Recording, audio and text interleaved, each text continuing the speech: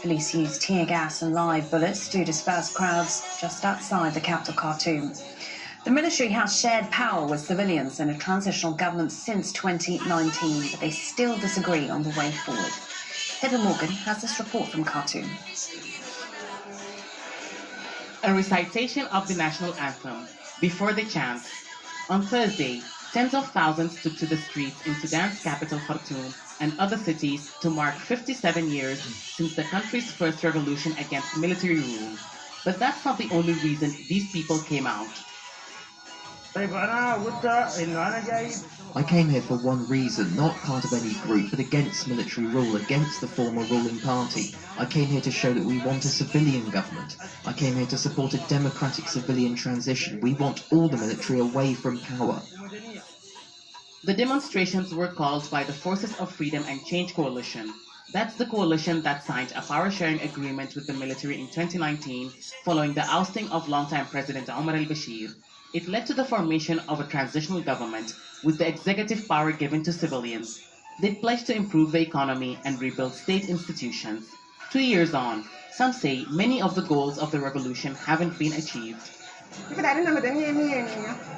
It's not a complete civilian government yet. We want it to be a completely civilian government. And when we participated in the revolution, it wasn't because of food or fuel. It was because we wanted justice, to live in peace. There are some achievements, but we want the military to hand over power. An attempted coup in late September resulted in a rift between the two sides sharing power. It prompted the military to call for reforms within the Forces of Freedom and Change. The Forces of Freedom and Change wants to show it has a large support base among the population. It also wants to convey to military leaders, despite the lack of political reforms and economic progress, many Sudanese still prefer a civilian government. It's also a response to the sit-in in front of the presidential palace over the past week. Supporters of a dissident coalition from the Forces of Freedom and Change, known as the National Charter Alliance, has called on the government to be dissolved and a technocrat government replace it. Its supporters have called for a military takeover in the short term. The country is being run by a few political parties, while there are many other groups that are in the country. Where are these other groups? We don't see them included in the government. They are being marginalized. We want the military to take control until elections are held. Those in front of the presidential palace say they won't leave until the government is dissolved, while those who protested on Thursday say they won't allow for a dissolution. Sudan's Prime Minister says those who came out on Thursday's protest showed commitment to Sudan's transition to civilian rule.